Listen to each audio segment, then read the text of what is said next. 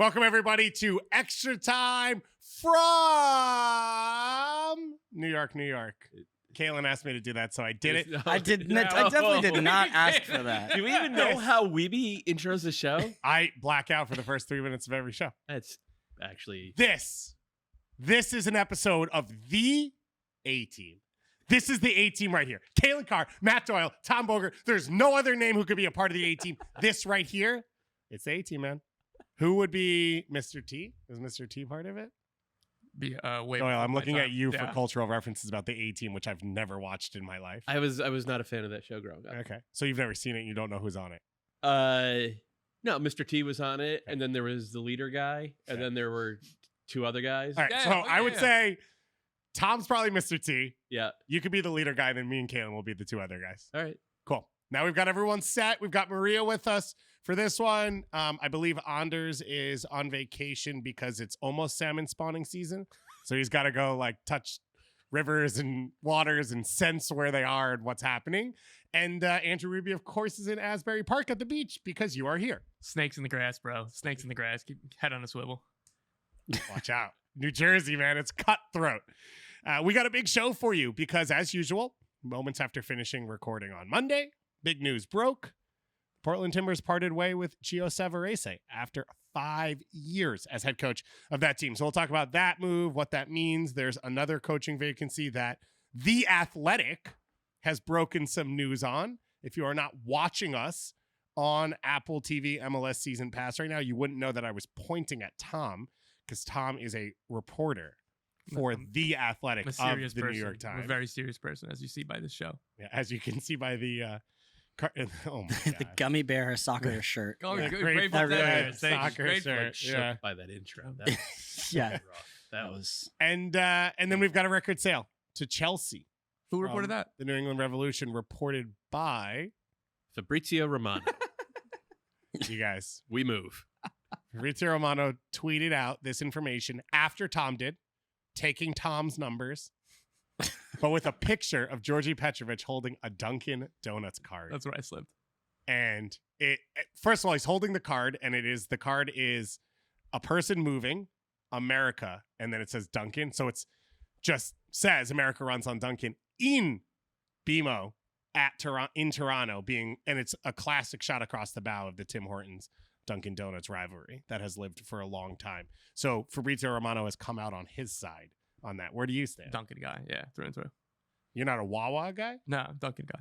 You're Dunkin' over Wawa? Yeah, but like Wawa's, those aren't competitors. Yeah, Wawa's more of like a 7-Eleven and sandwichy thing. I'm sure we have a competing sponsor that I shouldn't have mentioned any of those four brands, and I've spent a lot of time. Does Adidas do coffee? I love Adidas coffee. All four of them, but it was too fun, so I couldn't avoid it. And then, of course, we've got MLS weekend coming up. Lionel Messi is going to play his first ever game in Major League Soccer competition, and that's going to be something that we're probably going to talk about for a little bit. We will not be talking about U.S. Open Cup semifinals because we are recording this before it happened. We previewed it on the previous show, so if you want a little bit of preview before the game happens, you can listen to that. If the game already happened and you have nothing better to do, go listen to our preview and see how close we got and how relatable or relevant anything we said was in your free time. I wouldn't do it, but I'd be okay if anyone else did it. And I'd like for them to tweet at Matt Doyle about it. Thank you. And you have to tweet in all caps or he won't see it. Yeah, okay. So People who tweet at me in all caps get like the instant mute. So that's why you don't see any of my tweets? Yeah. Do you know I've muted no one and blocked. I've never blocked anybody or muted anybody on Twitter. I haven't really had. It's just a wonderful, pleasant place for me. You've always I also don't tweet. Yeah, so. you've had the healthiest relationship with social media out of any of us easily. because you've always said you have a tweet and you release it into the world and then you like close your computer or close the app on your phone and like you don't interact with it. No, it's not a conversation. Yeah. And Calen is infinitely more likable than you and I. Oh, yeah. Goss was probably closer to Calen than us, but like I imagine that your Twitter feed Don't is sell very yourself nice. short, Tom. Come on, man. But then he gets worried when, like, if I tag him in a tweet. And Oh, he's like, that's my when God, I why do have panic. so many notifications? If Tom's What tagged me in a couple tweets and I've seen like 20, And suddenly you have and I'm like like- angry Serbians in your mention. I'm like, oh no, what have I done? Yeah. This is it. And then I'm like, oh no, Tom just texted. Calen's last tweet was at an NYCFC NYC Event Parks last night. only New York event last night. Did you get me gear? I didn't. No. I want that NYC Park stuff so bad. Yeah, I mean, it's nice. It was a good party. They put on a good time. Invited to a party? Here's you with. No, I Tom just showed up. Williams? It's on Instagram. You just got to go. He was the marquee. That's why people went. One of his last 5 tweets was Doyle tweeting at him, Calen Carr paid me to tweet that. That's true. It's just a shadow account, not Doyle's account. It's just my burner. Let's move into actual Major League Soccer now. Gio Savarese and the Portland Timbers, as I said, officially parting ways, officially announced on Monday, right after we finish the show. Miles Joseph will be the interim through the rest of 2023 is what the release said, in which they thanked Gio Savarese for his time there, in which since 2018, he has taken the club to 2 MLS Cup finals. 2018, of course, in Atlanta, and then 2021, that home game against NYCFC. They also won the only MLS is back tournament, hopefully ever. So they have some hardware as well. And he now leaves in the middle of the season with them sitting below the playoff line. So let's start with what happened, and then we'll go into the future. What is Gio's legacy with the Portland Timbers? How big a moment is this? This is big. This is, he has been there for more than half a decade now. You just listed the accomplishments: 2 runs to an MLS Cup in 5 seasons. That's really, really good. MLS is back. That I still think that tournament was fantastic. I had so much fun watching that tournament, and the way Portland played throughout that tournament was amazing stuff. Like, that was maybe the best consistent stretch of soccer I've ever seen a Timbers team play, other than maybe the 2013 team that came so close to winning the Shield. They were great. And he guided them through a really rocky era where they were transitioning from being Diego Valeri's team to Sebastian Blanco's team. And that went and quickly back out of that really well. And then it didn't go as well transferring from Sebastian Blanco's team to Evander's team. This year is supposed to be Evander's team, and he has not lived up to it, but more to the point, the guys around him, especially in the attack, have not lived up to it. So it became a struggle, and it got really, really ugly this last weekend in Houston. The other legacies are like, look, there's a clear pipeline to South America. Now, that started before Gio. You could argue that started with Diego Chara, who's still there, 36, still looking like 26, and Diego Valeri.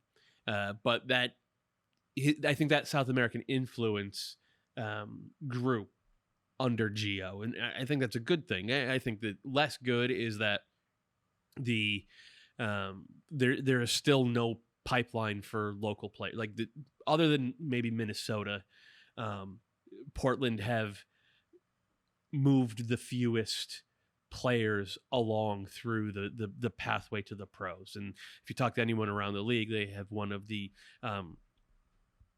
least built up academy pathways. Yeah, the thinnest academy pathways. Gio could have probably used his influence to change that a little bit. And I don't think he did.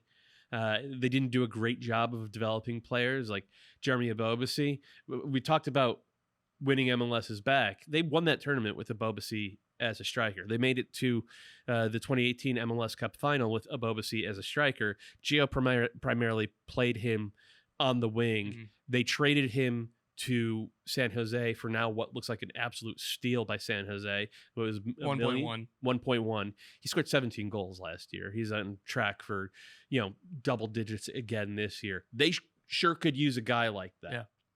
Santiago Moreno, who I think we all agree is one of the most talented youngish players in the league. I think he's regressed year over year. So part of the legacy is that inability to get the most out of players who weren't already in, the heart of their careers. And you need to be able to do that in MLS. You need to be able to do that in any club in the world outside of like the top 8 or so. Like there's only 8 or 10 teams in the world who just buy finished products. And even like Real Madrid, they keep buying guys who are young and developing them. And the Timbers just have never had that in them as part of their club ethos. And part of Gio's legacy is furthering that, and maybe even making it more ingrained is that, we don't really develop players here. And I hope that whoever succeeds him plays a part in changing that, not just for the sake of local talented players in that homegrown academy, but also for, the next David Ashala or Pablo Bonilla or Santiago Moreno that they go out and buy, because there has to be more of it. But all that said, the job is to win games, make the playoffs, win trophies, and he mostly checked those boxes for a half decade. So you applaud him and hope he lands on his feet somewhere in MLS. And it's hard to remember back, but it was sort of a similar situation when he came in, of like Caleb Porter was a huge deal. Mm-hmm. He was part of the DNA of the Portland Timbers. He had won MLS Cup, been successful, and then sort of left out of nowhere. Not really, but it was not exactly 100% expected. And it was, who's going to replace him? And it feels like Gio filled that void of the success on the field, but like the personality and MO of who he is. And he has been synonymous now with the Timbers for 5+ years, which is not something you say about every coach. Yeah, he was the 5th longest tenured head coach, I believe, at the time of his dismissal, behind Peter Vermees, Jim Curtin, Adrian Heath, and is there one more I'm doing off the top of my head? Brian Schmetzer, bro. And Brian Schmetzer. So he was the 5th behind those 4. And like, you look at it, Cincinnati have had 4 full-time head coaches since they. I should actually say that's part of the legacy as well. The 2019. Timbers dominated the Sounders under Gio Oh, that's it. Savarese. Yeah. And that is huge in that rivalry. So sorry, No, you're Tom. good. And to the conversations I've had with people around the organization since this kind of dismissal happened is like, I don't know, they tried to treat it as highly as they could and tried to point that like when these decisions are made, you focus on the negatives. Obviously, like, this didn't come out of nowhere. We're going to get to the negative side of why this happened and why they did this now. But it was, a quote that Ned Grabavoy, the GM, gave to me, who had been there in the entirety of Gio's reign. When decisions like this are made, it's very difficult to think back and reflect where the club was 6 years ago. Gio played a major part in bringing us to where we are today. His legacy here goes down as very important. Success on the field and a lot of areas off the field where we've grown as a club. Like, they were all very careful, and both on and off on the record and on background conversations I had of like, we're focusing on the positives. Like, this is, this was the hardest decision we've had to do. Gio is an incredible person in the discussion. And like, when we informed him of the decision, he was a class act there. Like, he's been a class act all the time. Like, this is as like, I guess, positive of a parting that it could be, because there is no exit that's really clean. But like, he leaves with everybody still feeling like really highly about him. And it's just part of life cycles. Like, this is what happens in soccer all across the world, that like, just at some point, the same person giving the same message doesn't have the same effect, or you can't evolve from, era to era. And that's kind of what happened here. And like, again, everybody at the club went out of their way. Again, like, we've been around a lot of firings. Some of these press releases don't get a quote. It's 2 sentences and move out. There was like, Portland are very insistent on like, this was overall a fantastic era, and we're sad to see it end, but it had to end. I think over the next 5 years, if the Timbers make 2 MLS Cup finals and win another tournament, we would say the next 5 years, like, they would sign up. Oh my God, yeah. Oh my God, yeah. Yeah. But yeah, so at the point, What, you disagree? No, Okay. 100%. You were laughing at Tom, so I thought. No, I fully agree. Okay. Yeah. that was convincing. That was really convincing. Yeah. I was just checking. Yeah, like, you see how dead he is behind the ice. He's gone back to 2011 and 2012. He's like, yeah, just making MLS Cup is great. Yeah. I love this. That's a good 2 time. MLS Cups is even better. No, I think he always did well in those, like, in a knockout tournament, in those high leverage moments. You always knew Savarese was going to get the most out of his team, and sometimes overperforming. Even when you go back to his time with the Cosmos, that's what he was able to do. I think he won like 2 championships there. 3 times. 3? Okay. And even after Raul left. Too, Yeah. so. So, after the, like, kind of, I think in the beginning it was like the big franchise with the money, and then it was like suddenly not that thing pretty quickly, and he was still able to win championships, which is why I think he wasn't just looked at by Portland at the time. I think there were a bunch of suitors across MLS. Yeah. And maybe even I'd heard he had even maybe not chosen to take a couple of jobs that were available to him. And so the Portland one, you're like, yeah, I'm going to jump at that, which, by the way, I'm interested to see our conversation of who might come in next, because that is one of the best jobs in Major League Soccer with that atmosphere, that fan base. But yeah, the question for me was more the inconsistency, where it was like, oh, wow, we weren't expecting them to get to the final in 2021. They just like in those moments could flip that switch, or we weren't necessarily expecting them to beat Sporting Kansas City on the road in 2018, but they were able to find that moment of magic, and a lot of that came through Sebastian Blanco and Valeri, and they had that special piece. And it kind of felt like they were waiting on Evander to kind of help them escape this year in a lot of situations. Mm-hmm. And that just didn't quite click. A few times you see it, but then a few times it doesn't. And that's where the frustration starts to kick in, and you just don't have that safety valve to kind of rescue you in the same ways. And look, I don't put too much into this last game against Houston. Yeah. Houston's very good at home. I don't have to tell you that. Time of year, no Diego Chara. Like, he's played nearly every minute this season. So and literally like every match I've watched, he looks exactly the same as far as covering ground and winning tackles. And that's part of this, right? Like, Diego Chara is 36 years old. He is still the best player on this team. Yeah, and I was looking through a good chunk. There's right? a lot of like even the other players they're relying on as secondary options. Dairon Asprilla, like there's a lot of names. Bravo, guys that have been were there for the last final, and it hasn't quite turned over as of yet. I didn't read too much into the idea of. I saw in Tom's article the piece where Ned came out and said, yeah, he didn't lose the locker room.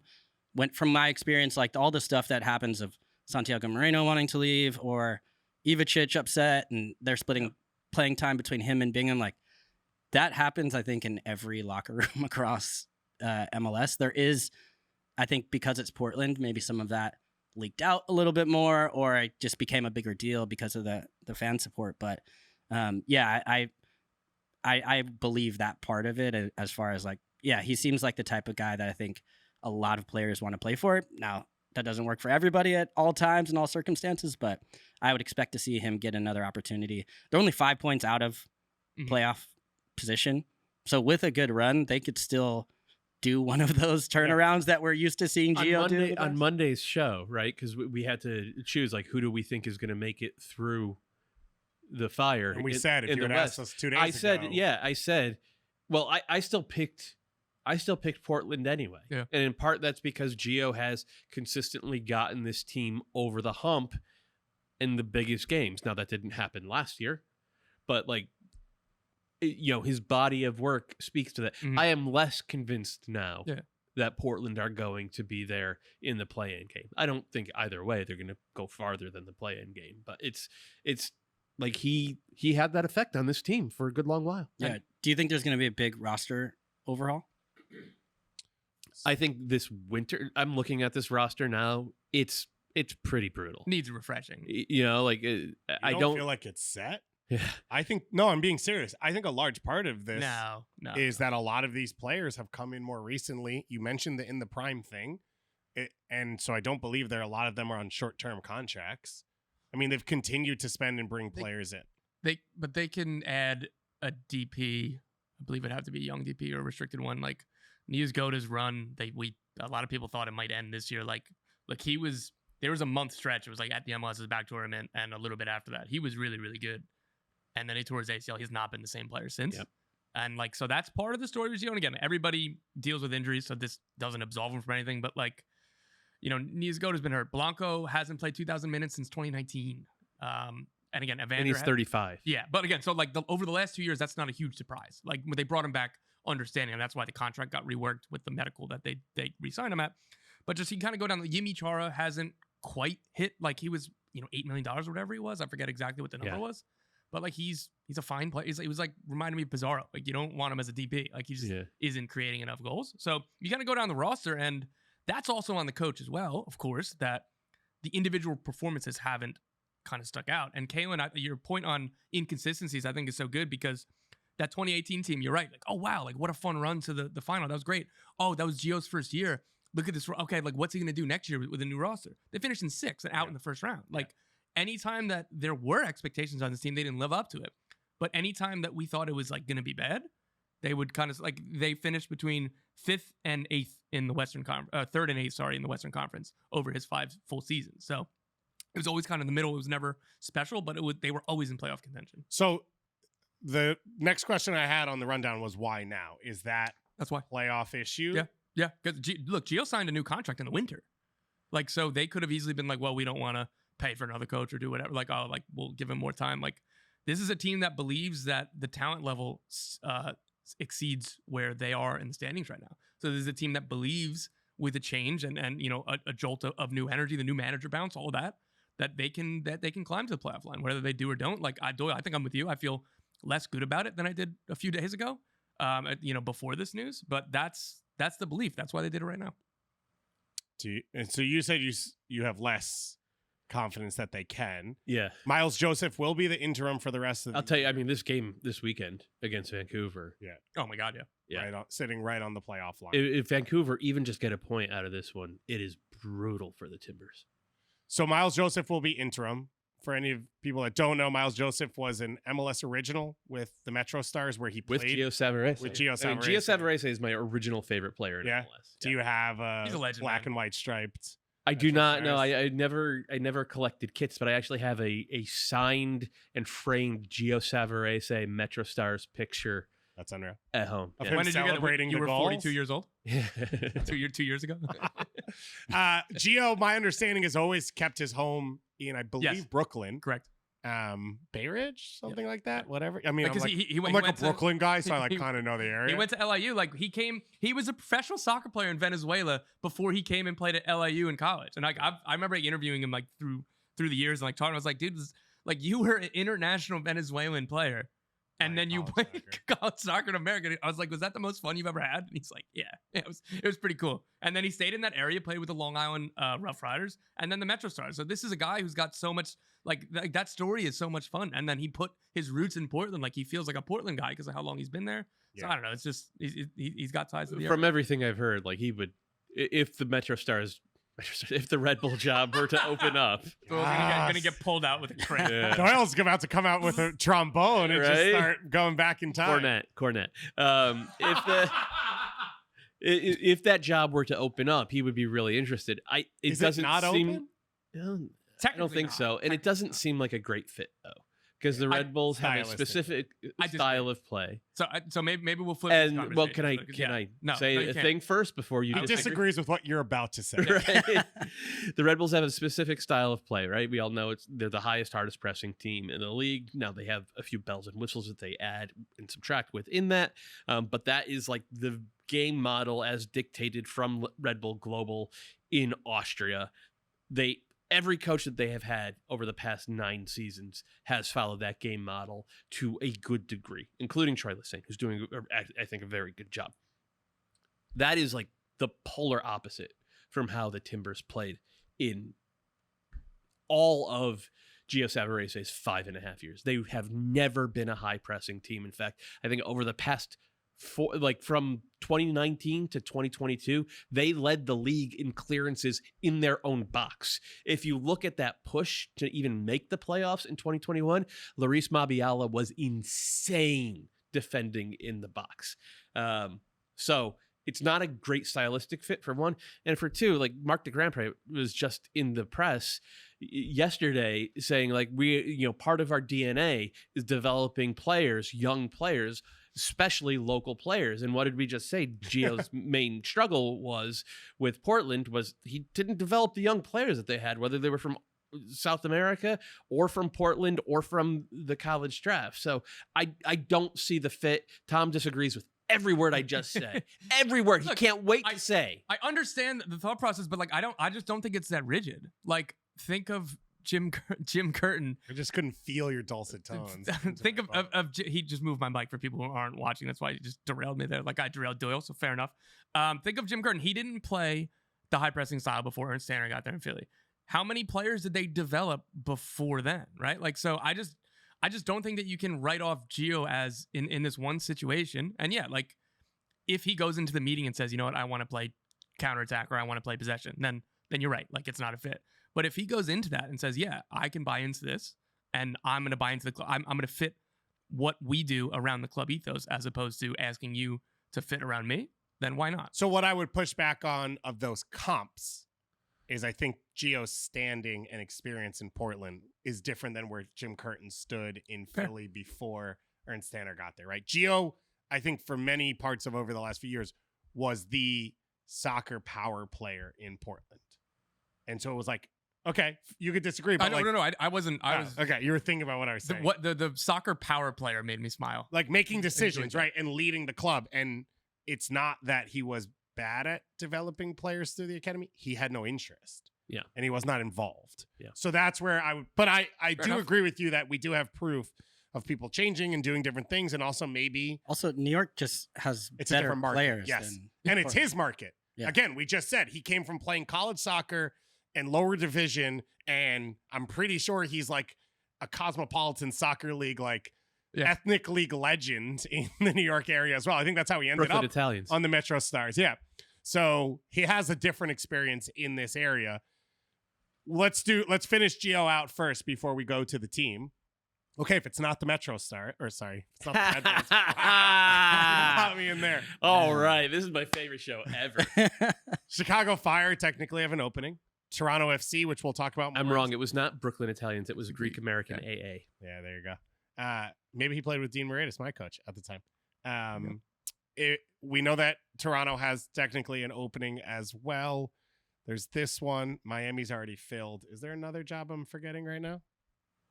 Or someone's already been hired? Whatever it is. But there's going to be a lot more. Yeah, fair. I mean, I don't know. I don't want to say too much, but there's got to be in the offseason. So would your expectation be that Gio Savarese is a head coach in MLS next season at the start of the year? Do you think he goes somewhere else? I don't think at the start of the year. Oh, I would expect him to be as a head coach at the start of the year. I just think with the amount of jobs that are going to open up, his track record, his connections. I mean, unless it's something abroad. Yeah. Because I think he's been linked somewhere else before. Venezia last summer. Venezia were interested in trying to sign him. Didn't. Or his agent was interested in telling Tom that Venezia was interested. No, I can say that I have several sources on that. Yeah. And Portland weren't going to let him go. But I think coaches are malleable in the sense. Now, some aren't, but part of the issue I have with, I think, the Red Bull over a while has been that it's been just this like directive from above where it hasn't necessarily had like a coach's imprint on it to be able to adapt it to the way that they see it.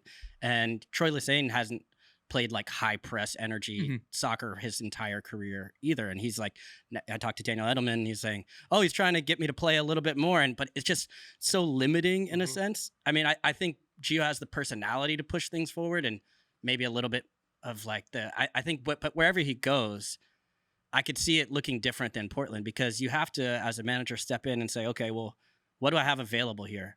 Are we going to spend? Yeah, I can spend a little bit. Maybe the academy is not as fleshed out as I would like. I'm just assessing what I have to pick from. Right. And then you kind of adapt your system to that. And that's kind of what I felt he was doing in Portland, whereas I could see him in another situation doing something completely different. And another point why I think he would make sense for the Red Bulls as well is that the Red Bulls need somebody that cares about the club, that can have connections to the community. Like this team has just felt like Red Bull Global that happens to play in America. And I think Troy Lesesne has helped a lot with that over this year. So I don't want to be dismissive of his opportunities to get. I think they want Troy to stay on. But your point being Gerhard Struber felt like he took the job with a foot out. No, I'm serious. A foot out the door, and that's all we talked about. Yeah. That's been the complaint. And Gio wouldn't be that. Yeah, Gio would be like, this is my dream job. This is where I want to be. And Troy, I think, is similar as well. So I think that they should be going that route rather than, hey, Red Bull Salzburg, do you have an assistant that you want to send to us? Right. I think that that's something that they really need for the fan base and the relevancy of this team, because right now they're middling. They're not good enough to have I'm sorry, catching a stray here. Red Bulls aren't good enough to have, fans care. Attendance is down again.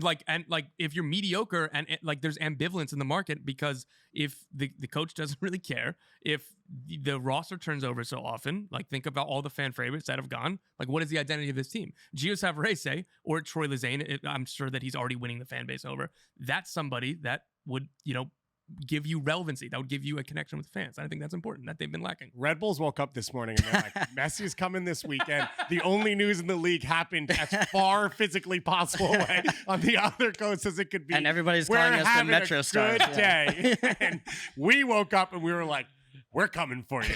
A lock in.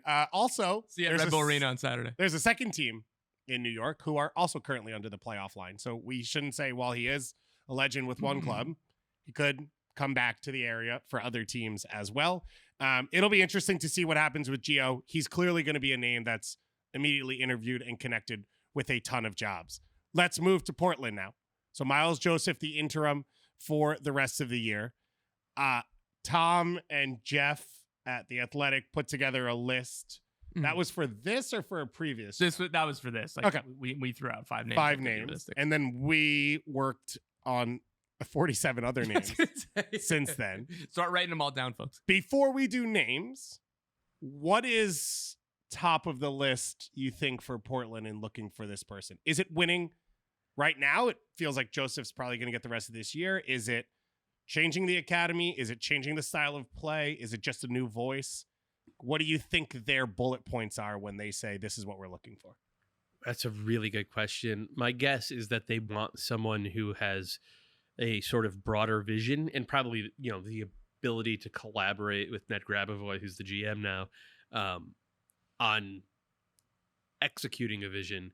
Now, it's not to say they didn't have that under Gio, but it got kind of lost over the past 18 months. Really, ever since Sebastian Blanco got hurt and Evander was supposed to replace that. And okay, so then what's the vision? I guess the vision is just feed Evander, feed your number 10 and have him it needs to be a little bit more than that. I think there are going to be a lot of candidates, even maybe especially because it seems like this team is headed towards a rebuild this offseason, at least a partial rebuild this offseason. I think that makes it more attractive because there's going to be pressure for 2024, but it's not going to be make or break. We need a 65-point season and 3 home playoff games. It's going to be okay, help Evander settle, maybe get a little bit more out of Christian Paredes, and if they are lucky enough to keep Eric Williamson healthy, okay, do we have a succession plan for Diego Chara? Okay, can we build something a little bit more robust in the back line? Is Zach McGraw and Dario Zuparic, is that the right combination, or do we have the ability to throw different sort of combinations at the wall there? Can we keep developing Juan David Mascara to the point where he shows some defensive? I'm not saying make him the best defensive, right? But show some defensive, ability out there, because if they do that, then we're talking I think an $8 or $9 million absolutely attacking fullback on the international market. So the ability to juggle all that stuff and then I think play a style of play that the Portland fans got used to, especially when Valeri and Blanco were there together, where it wasn't about having the ball because they were a great counterattacking team more than anything else. But when they had you, they had you. They absolutely ripped you apart. That's been gone for a while now. The name that is just coming to me now is Oscar Pereira. Yeah. He is out of contract. Out of contract at the end of the year with Orlando. I'll go on the record and say that Orlando are crazy if they let him go. Yeah. Do we all remember how bad Orlando was before Oscar Pereira got there? They were terrible. Yeah, I think similarly a team or a manager that can get the best out of his players in these situations. Also, I think, like I was saying, you have to assess the roster and what you have and what you don't have coming in. You also have to acknowledge who's still on the roster and how quickly you can remold it. And most of the team is South American. So I think having an idea of somebody that can connect to that culture, speak multiple languages, and then I think has that kind of I still think they can keep the identity of being a tough team to play against. We know that from Pereira. That's the ways but then he's also got the wrinkle of adding in maybe some of these other traits of youth development, bringing across young players and building culture around it. So that was the name that I wasn't thinking about because we literally went through all the list, but a lot of them were managers that were available or assistants. Mm-hmm. But it was the one where I was from a head coach, and we started to see this more with Wilfred Nancy. Yep. We've seen it. I'm trying to think, anybody else? Since he tried to take Jim Curtin. Right. Okay. Yeah. And we're saying, could this happen more and more? And with that waiting right now, with that contract situation, That one was interesting to me. On the makeup of the roster as well, because we have mentioned rebuilt. Vander has a deal through 2026. Juan Mascara's through 2026. David Ayala's through 2025. Claudio Bravo through 2026. Morris 2025. They'll keep Diego Chara as long as he's willing to play for them, no matter what. They just signed Araujo as a center back, so that's another long-term deal. So while there might be some change, and there will be DP spots open specifically, a lot of this roster is coming back. As you said, a lot of it is South American or Central American, so there is that sort of lean to it. So Oscar Pareja's one. The list of 5 names in Tom and Jeff's piece was John Herdman, who we're going to talk about in a little bit, probably TFC leaning from The Athletic.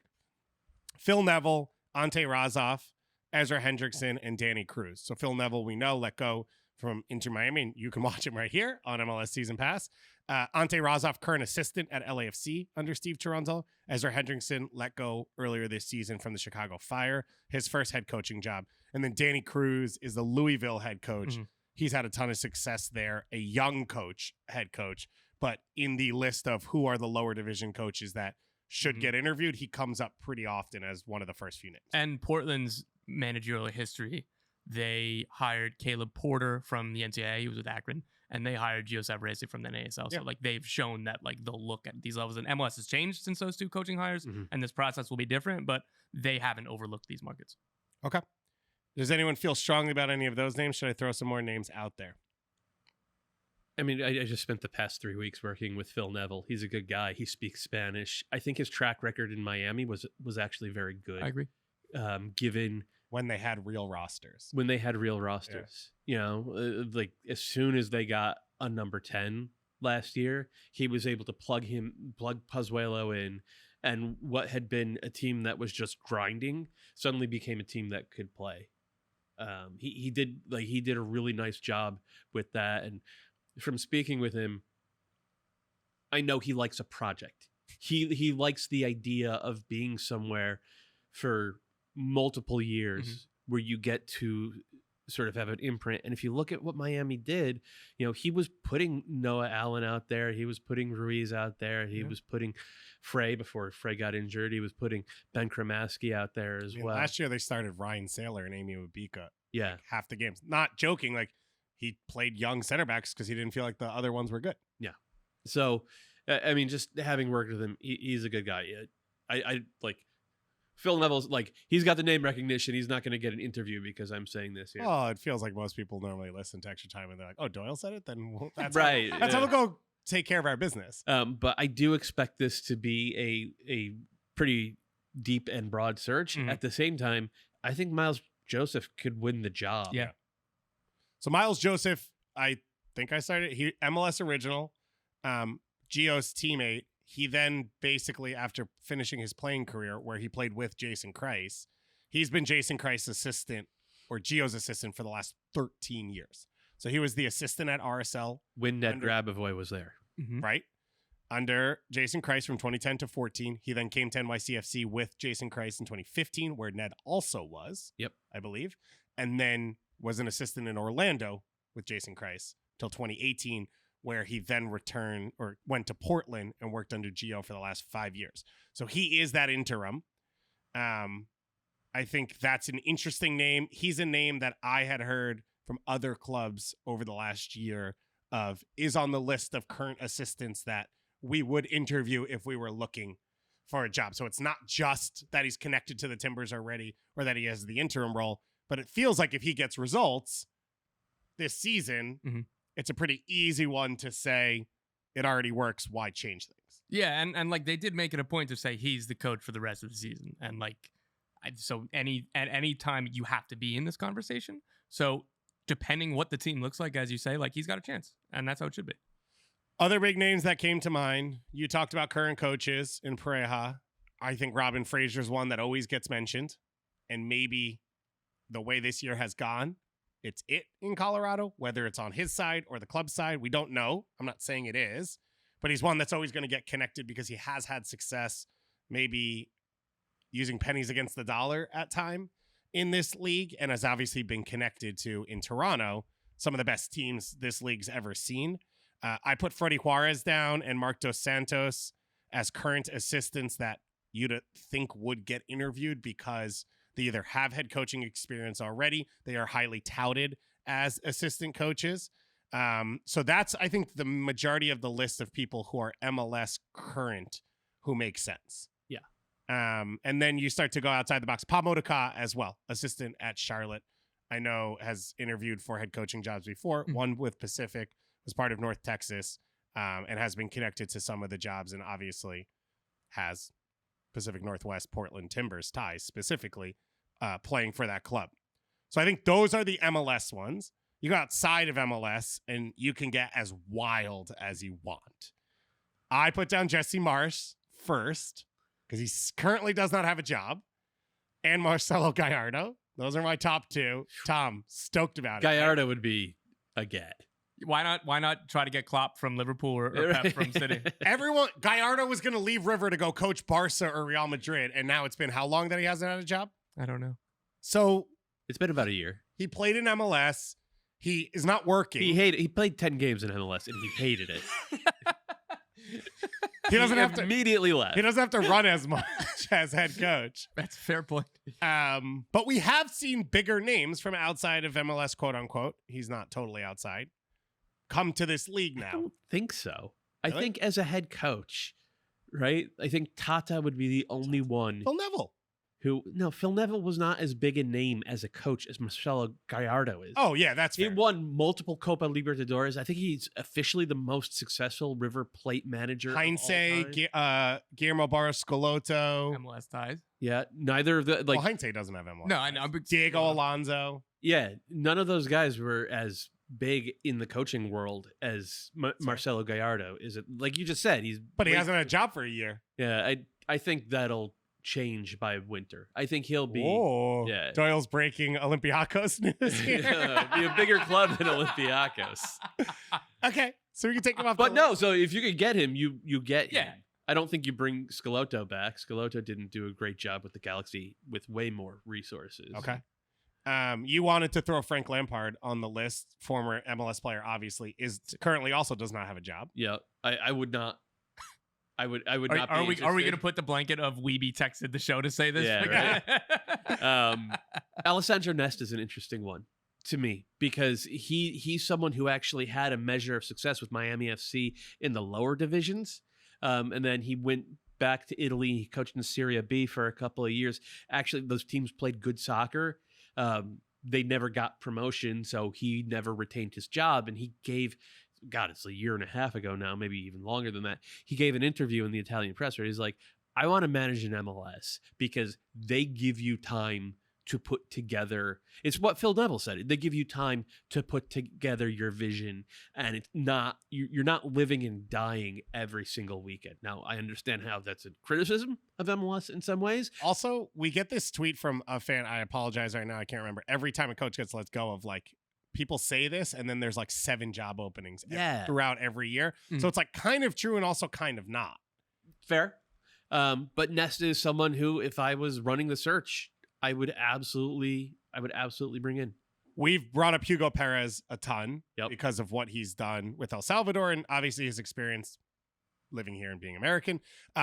We put on a list Mikey Varas, who was with the US U20s and has interviewed around MLS. Interviewed with Columbus last year.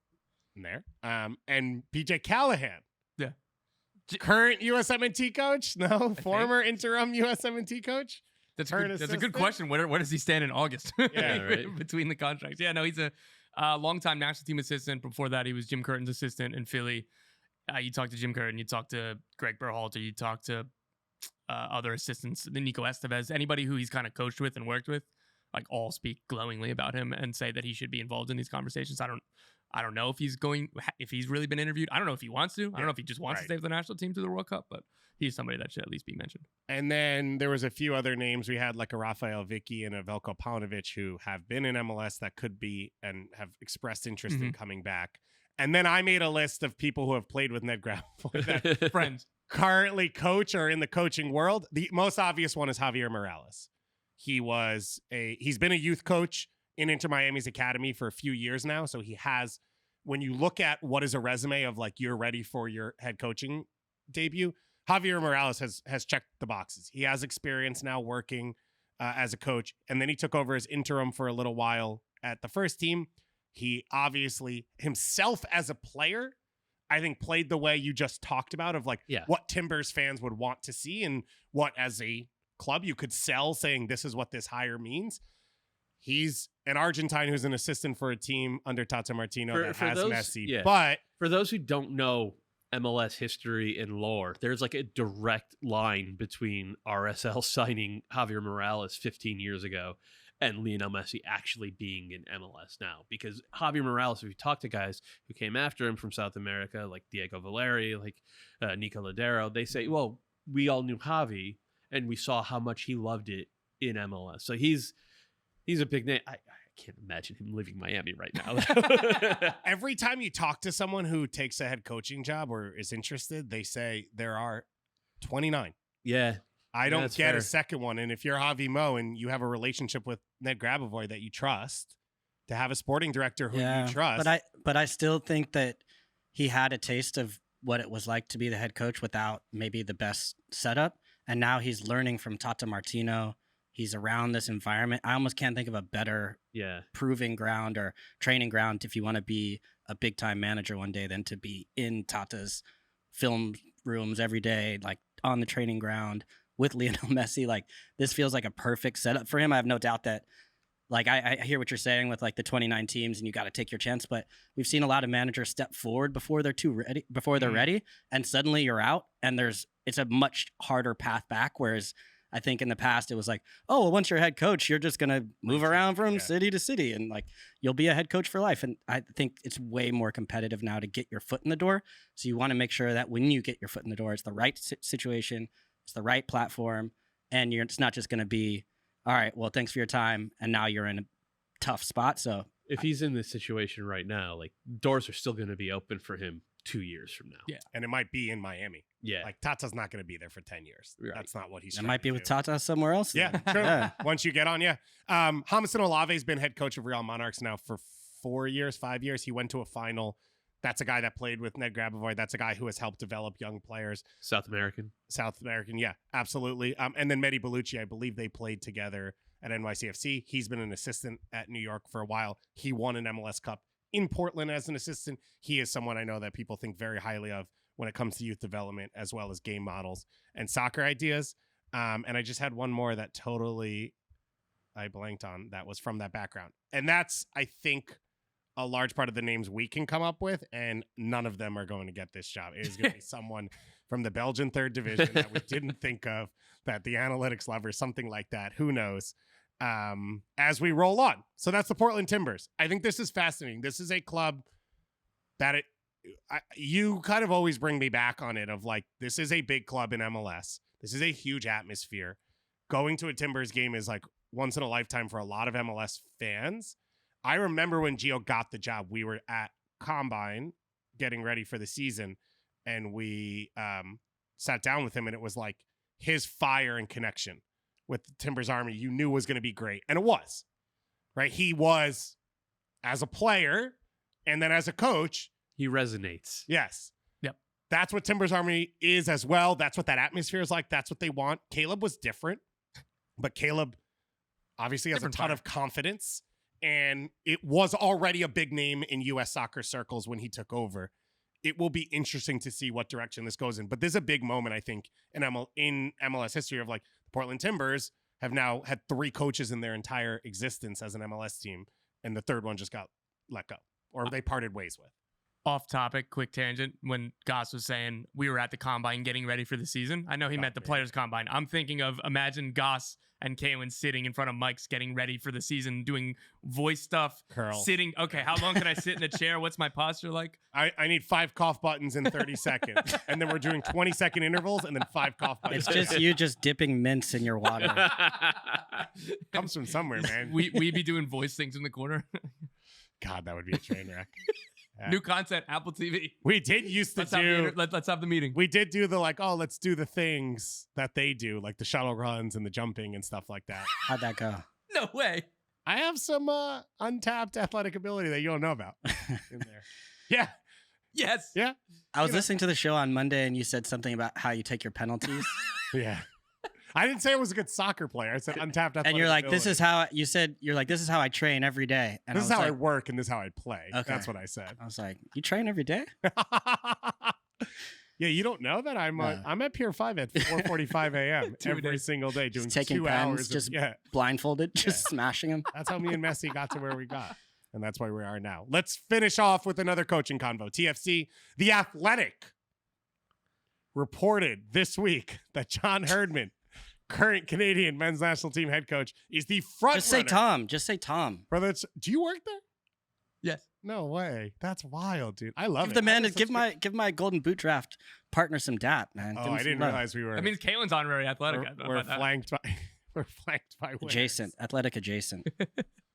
I have so many jokes, but I don't want to make. That John Herdman is the front runner for the job. Mhm. Do you want to elaborate more, or did you put it in an article so we don't have to elaborate more? And we move on from Do you there? want me to elaborate? I want to hear it. Toronto sources believe that Herdman is the front runner, and people are very much expecting that he gets this job.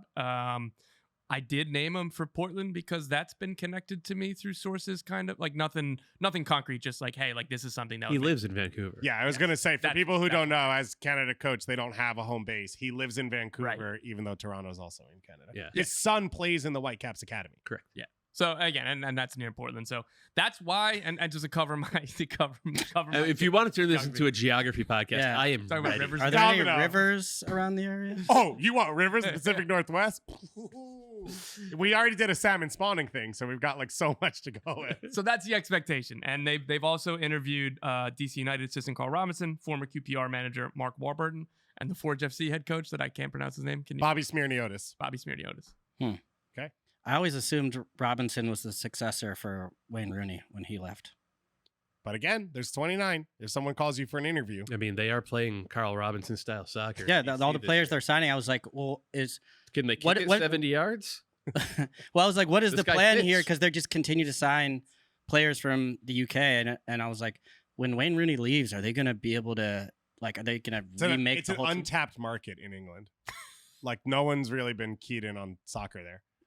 So there's a They don't lot even of called call it football, mate. soccer. Yeah. there's a lot of Uh, under the radar players. So anyway, anyways, Yeah. I always assumed Robinson would be. I mean, he had some MLS coaching experience. I assumed he would be kind of the successor there, but Still, like, So again, John Herdman has never coached a club team. Yeah. Right. He coached New Zealand's.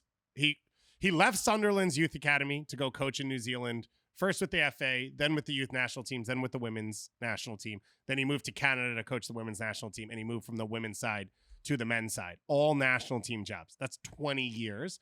But to many people, he has had success. He made it to a quarterfinal with the Canadian women's team. He helped New Zealand qualify, I believe, for their first Women's World Cup. And then on the men's side in Canada, it's their first since 1986. Correct. Is that the right year? But they obviously didn't get out of the group stage. They played very fun and open soccer. Yeah, which was the opposite of how they played in qualifying. Like they were not playing fun and open soccer. They were very, I think, pragmatic, and they have absolutely dynamic counterattacking players, but not a lot of guys who can crack open a defense in possession. And for some reason, they played on the front foot in Qatar. I didn't think it was a great choice, and it didn't work out well, but it made those games a lot more fun to watch. So in thinking about this, I guess, let's say it's Herdman, right? Let's say we trust the reporters at The Yeah. Athletic.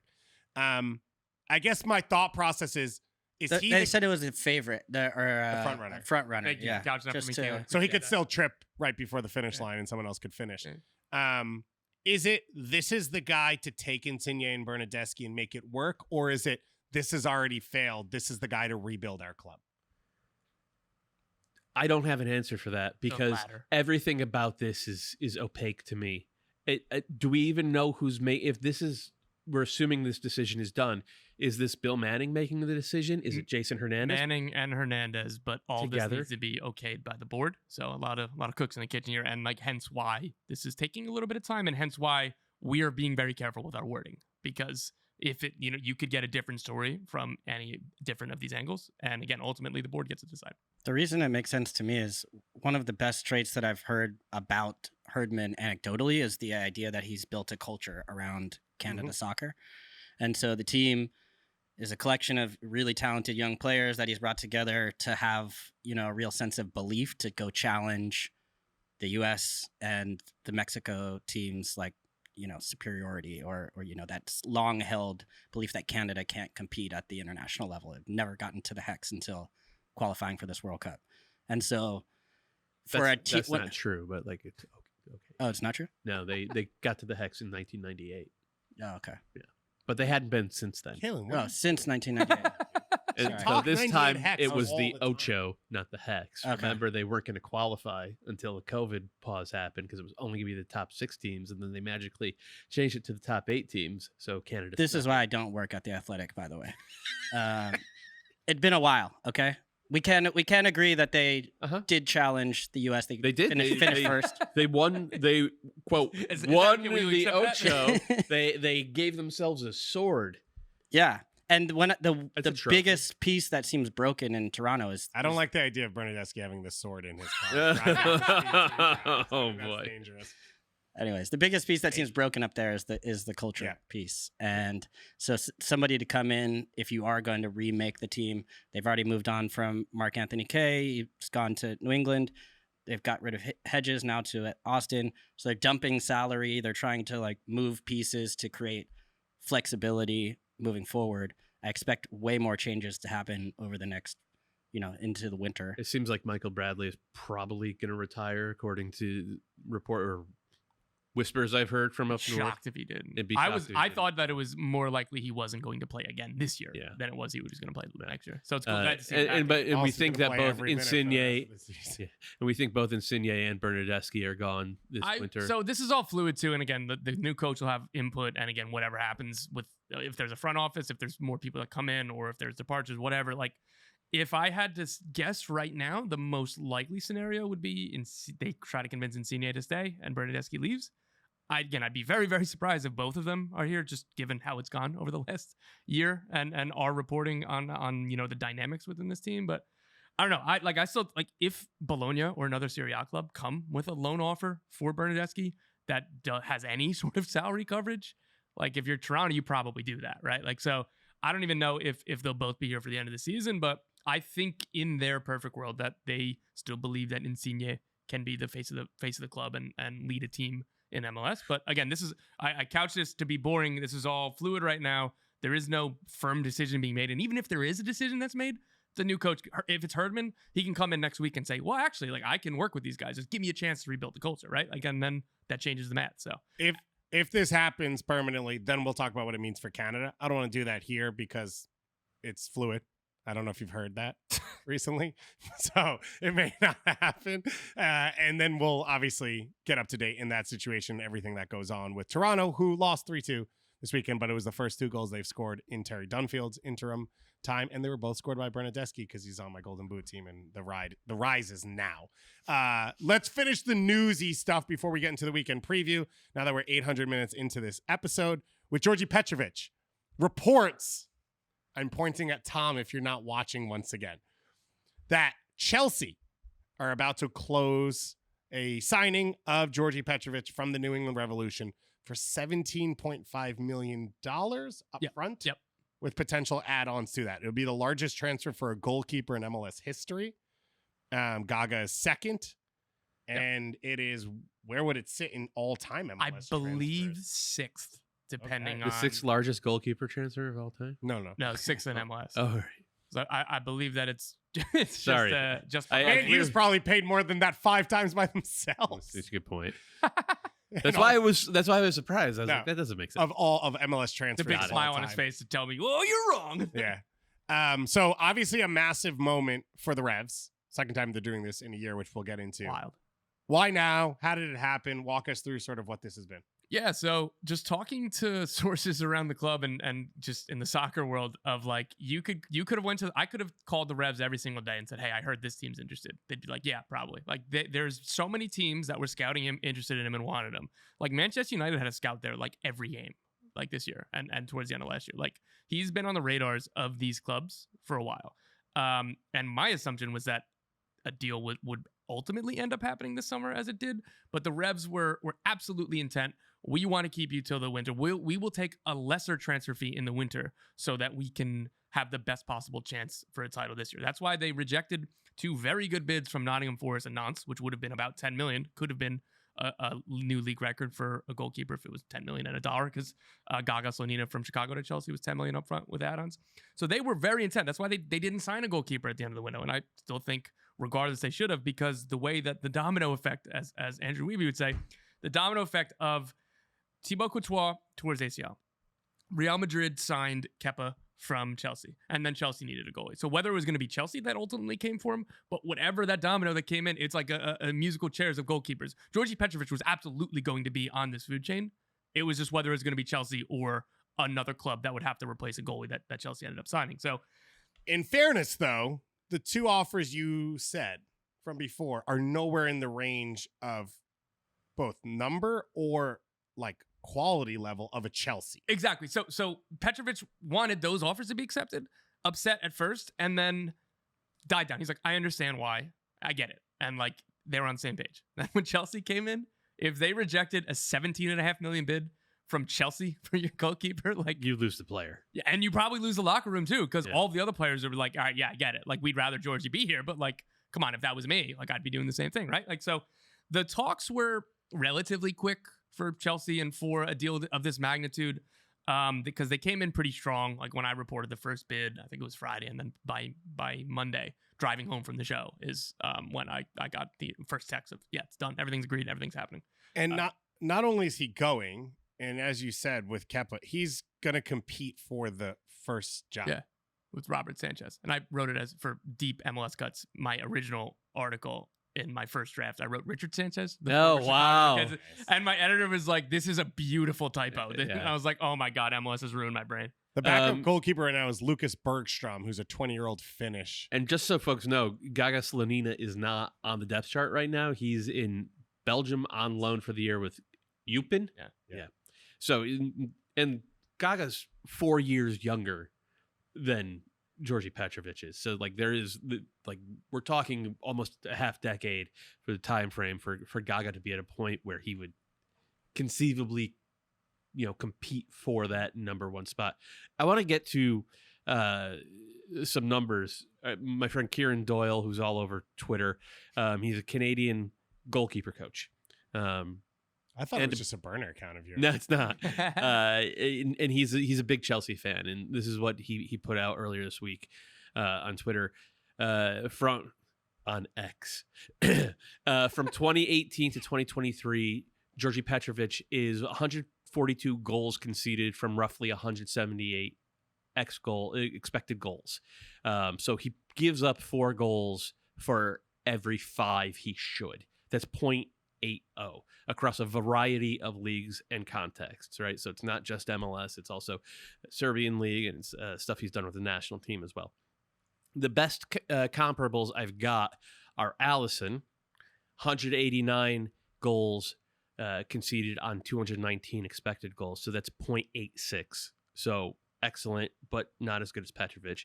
Magnan at 175 goals at 192 expected goals, so that's 0.91. That's the AC Milan goalkeeper. Thibaut Courtois, 160 goals allowed on 178 expected goals, so that's 0.90. And Bryce Samba, who I believe plays for Lens, 235 goals on 270 expected goals. That's 0.87. That's it. That's the entire list of the greatest shot stoppers in the world. Matt Turner's in there as well. Just sub 0.9. And we know Matt Turner is a starter in the Premier League. Petrovic is far and away, across multiple competitions at 23 years of age, the best by the numbers shot stopper in this selection. I think this guy is going to be a starter for Chelsea. I think in 2 years' time, 17.5 million and whatever the add-ons are going to look like a steal.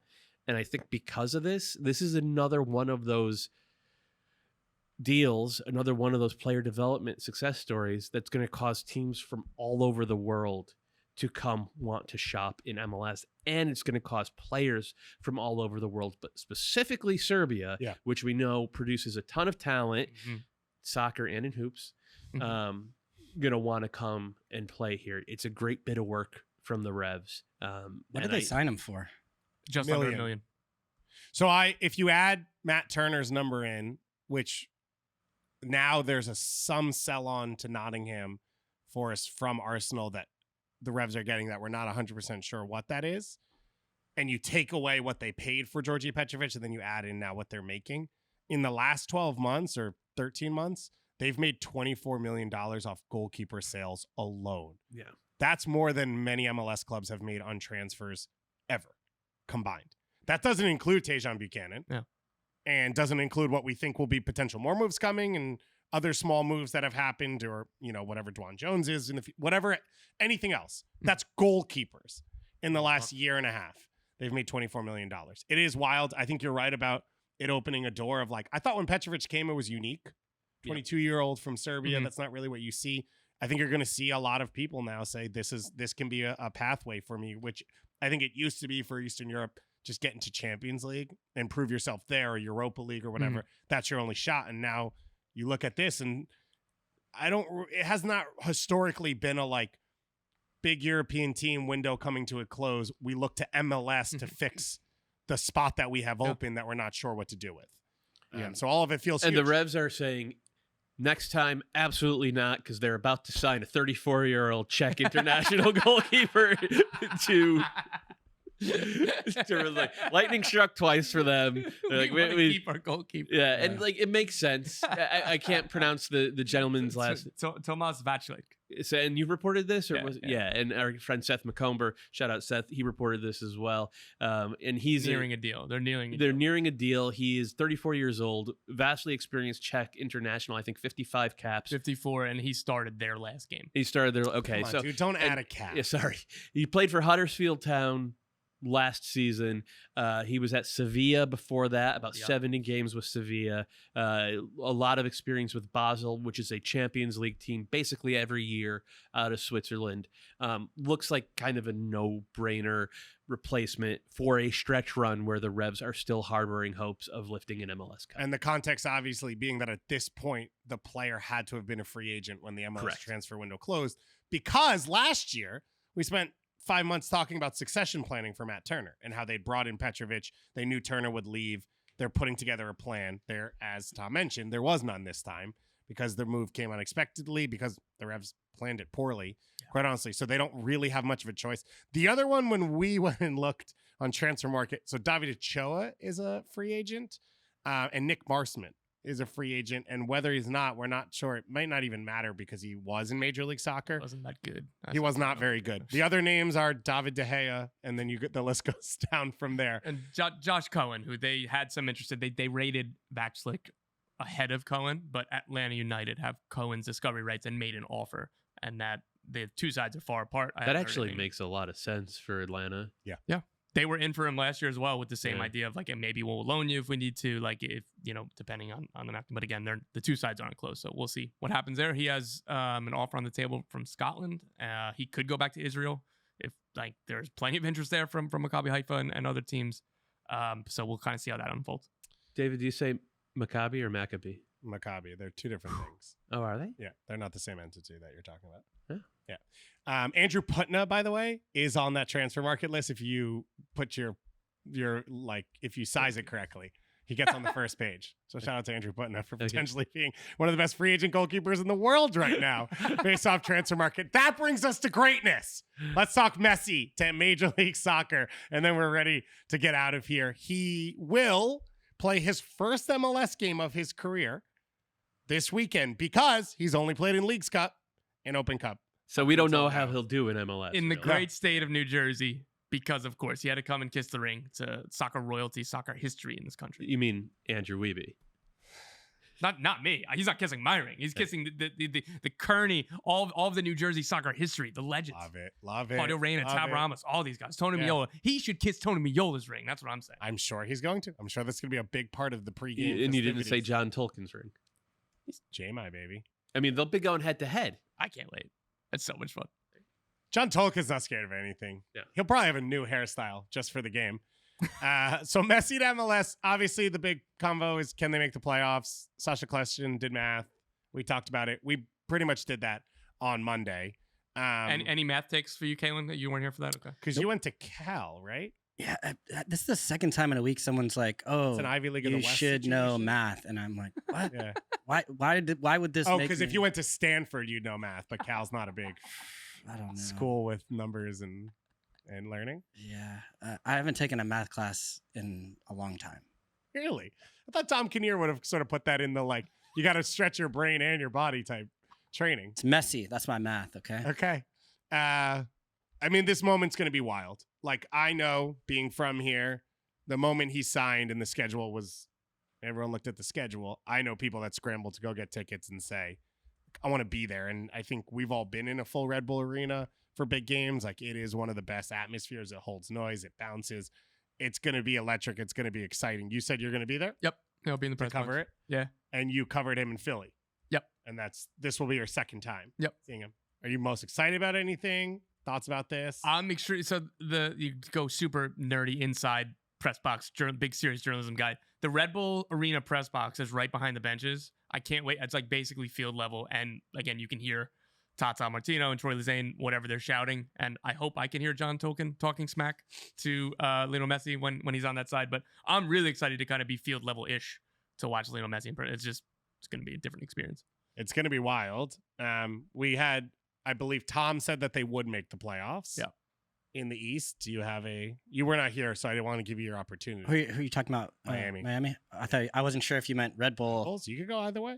I think Red Bull's going to get in. I could see Miami. I think they're going to make it very close. I don't know whether they're going to get in or just miss it. That's but the question. So okay, cool. They're going to get in. They're in. Wow. Some maybe lost the locker room here. I on the backed Golden you. Root I fully team. backed Yeah. you before. look, now we got you to the answer, and we agreed. I'm never clicking on any of your articles. We did the whole thing with Philly. Even the Wrexham articles. Those not are my good. beat. I'll click those. It's not my beat. We did the whole thing with Philly, high pressing. What will Miami look like? Philly just didn't really show up. Yeah. Just what do you make of a Red Bull Inter Miami matchup with Messi and Busquets and all this other stuff? And Red Bull's just, straight to the DNA. It breaks your brain. That's what I feel too. Yeah. To watch Tom Barlow and Messi on the same field at the same time is like one of those things. That's not how you wrote the script, Or it is, really. It obviously will not be the first time in the career of Messi or Busquets or Jordi Alba that they're facing a vicious high press. I would expect them to be able to handle it. That said, they were on the road in Nashville last weekend. They're on the road tonight in Cincinnati in an Open Cup semifinal, and then they follow. Which will be high pressing as well. Yeah. And then they follow that up with a road trip to the Red Bulls. At some point, these guys have got to rest. Mhm. I hope it's not Saturday. Well, we're recording before the Open Cup. I half expect them to not come on till the hour mark in Cincinnati. I half expect Tata Martino to try to grind it out a 0-0 at that point, and then bring on Messi and Busquets and Alba fresh for the final half hour. If it doesn't happen in that game, I would expect them to go to Red Bull Arena and lose. I would expect the Red Bulls to actually win this game because even Messi, even Busquets, even Jordi Alba, they're human and their legs are going to go. And what Messi did in the Leagues Cup is not replicable. It's not, even for him. Like, that level of finishing does not happen consistently over the course of, a 15 game sample size. Reminder, there's a full slate of midweeks next week. Yep. So all of these teams are prepping for a 3 games And this is a 6-pointer, man. coming up. This- It is Yeah. 2 teams that are sitting, Inter Miami's well outside the playoff line. I don't Red Bulls see. are just below it. I do believe Dante Van Zier limped off in the game against DC United, so may be unavailable. Otherwise, Red Bulls have gotten fairly healthy over the last month or so. Yeah, but I don't see a way for them to beat Miami. It's just what Interesting. they can't score any goals. They've scored one more goal Yeah, than but Dallas couldn't score goals and they scored 4. Okay. Dallas has Jesus Ferreira. Fair. That's a good point. Like I just they've scored one more goal than Inter Miami actually so far in the season, but Inter Miami now is a completely different team, and I don't think we'll see what happens in the match tonight. But I think the teams that are trying to play really defensive, it's not going to work against Miami because they're going to find a moment.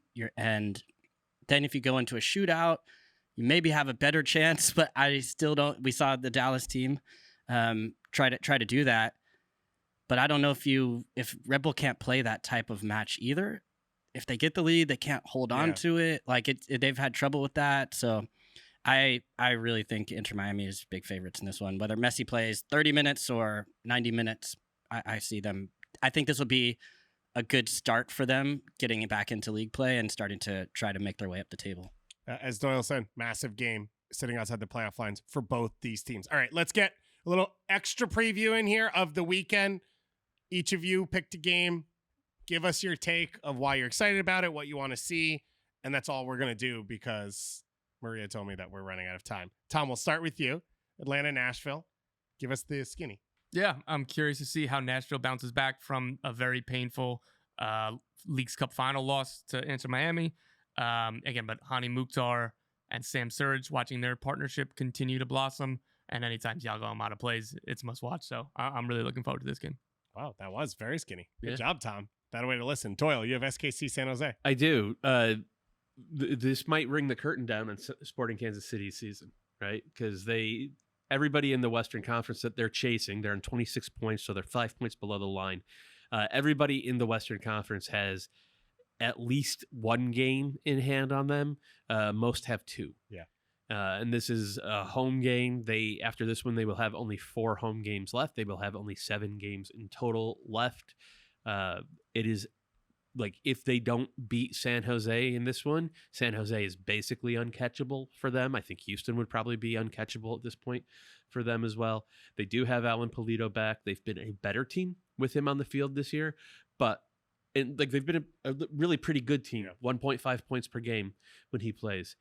1.5 points per game down the stretch will not get Sporting Kansas City into the playoffs. They need to be about 2 points per game in their final 8 games of the season there, and even that might not be enough. So this is Sporting Kansas City's season. That's a pretty good pitch. And for San Jose, who've been terrible on the road all year, they went to Vancouver last weekend. They got a 1-0. Daniel had a game. Their Brazilian goalkeeper, he had a Georgi Petrovic type game. Like he was absolutely fantastic. He's probably not going to win goalkeeper of the year. He's been hurt too much, missed too much time. I think Roman Berkey probably has it sewed up now that Petrovic is gone. But he's been a match winner for them. If they get so much as a point on the road, what a successful road trip this will have been for the Quakes. Calen, you put down Orlando, St. Louis. I did, yeah. Orlando, impressive win over Chicago. And I thought they were good in Leagues Cup as well, too. They're the big shift that they've made towards the last, month or two has been to go with 2 6s. So they were at times kind of playing before with Mauricio Pereira, playing a little bit deeper at times, and the balance was a little bit off. They hadn't quite figured out what to do with Ojeda, so now he goes to the bench. They've pushed Mauricio Pereira higher, and then Cartagena and Araujo as those like twin 6s there. And that's really, we saw it in them trying to deal with Inter Miami, at times to success, at times obviously not. But even if you think of the Santos Laguna game, the late winner they had is one pass from one to the next. And Araujo wins that ball to begin with. So they've just continued. Cartagena got one off a corner kick. Araujo got the second goal, challenges it, and it comes down to Angulo in Chicago. So they've just been in good form. I feel like the only issue is their home form actually hasn't been as good as you would think. Their away form has been very good. They beat Atlanta on the last game before Leagues Cup, and then just went to Chicago and got, I thought, a pretty mature, savvy win coming from behind. So, and then St. Louis has just been continuing to score a ton of goals. João Klaus, I think, is back training now. Sounds like so. We've continued, which has just turned into the longest saga ever. It's a little bit interesting as well because But Joe if you Keeney. score 6 goals, you're like, take another week. at Yeah, minimum. yeah. Well, Joe Keeney as well. He got another one, and now he's going back to Orlando. I thought that was like an Yeah. interesting wrinkle there with him going back. So they just have to limit mistakes because Antonio Carlos was out. Schlegel is in. There were a couple nervy moments there with Chicago where they were able to get in behind. So they have to be careful about, especially in that build out. There's a lot of pressure on Janssen to get it right. Yeah, to your point, Orlando, 5 wins at home so far this season. Only one other playoff current team has the same number or less, and that's Chicago. Joe Keeney, by the way, is tied with Jesus Ferreira for leading scorers among domestic players. It's interesting. I don't think anybody saw that coming, least of all Orlando City, of course, who had Joe Keeney on the roster last year, and he didn't do much for them, but he's been great. He's been great for St. Louis this year. Orlando just has to bring in DP so they can bench them and then play other random guys. Instead, Calen, what game are you calling? Are you on the call? I'm in LA, Galaxy, Chicago. So new You're look just LA. following the fire around. Yeah. I didn't get a fire game all year, and now I didn't bring a lot of great luck to them in Chicago. But it was good to see old they friends. took the lead. They did. And Kai Kamara is still chasing that record, one away from Landon Donovan, and the games in LA where Kai grew up basically. Yeah, on you can't campus. play Kai just because, the way Kutsias rides that back line Oh my and the God. offside line. He was off on the wide open tap-in from Gutierrez because he couldn't keep his Sasha spacing. ripped him. Sasha was crushing Correct. it. Oh, there we Correctly. go. I Yeah. didn't even know that, but there we go. Mine was FC Dallas, Austin FC. If Austin wins, they win Copa Tejas. If they tie, Houston still has a shot. If they lose, Dallas and Houston both still have a shot. Austin just gave up 6 goals. I have no idea what this team is, but I'm excited to hopefully see the Dallas from Leagues Cup come into MLS. I want to see Velasco play as a number 10, Yeah. right? Yeah, and I want to see them just be a little bit more direct, a little bit more dangerous, and play with some level of intensity. And with some Bernardo Camungo out there. And Iaramendi should debut in this game, probably won't start. So that's big news for Dallas as well. And that's it for our weekend preview. So we'll be back on Monday with weekend reaction stuff, as well as Open Cup stuff. We're going to be 7 days late, just loving Open Cup final. Is Weeby back on Monday? Probably, but maybe he'll go to Asbury. Are you in? No, I'm not here, so that means he so he we won't be will in be Asbury. here. Yeah. The give and take. New Jersey can only allow one to leave. You guys like share a pass to Yeah. Because if one's not there, then the state is, potentially invadable. But as long as one's there, stay out. So they protect their things. Thank you to Maria for helping us out. Shout out to Anders, just salmon fishing and doing whatever he's doing on this thing. He's in Miami. They don't have salmon in Miami. No, He's just counting salmon Messi jerseys. fishing.